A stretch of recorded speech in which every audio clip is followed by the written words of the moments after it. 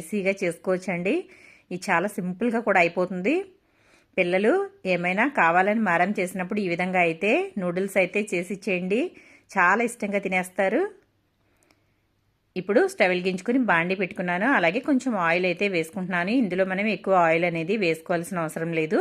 ఒక 2 స్పూన్లు అయితే వేసుకుంటే సరిపోతుంది. అలాగే ఇందులో కోడిగుడ్డు అయితే కొట్టి వేసుకుంటున్నానండి. నేనైతే ఇక్కడ 2 గుడ్లు అయితే వేస్తున్నాను.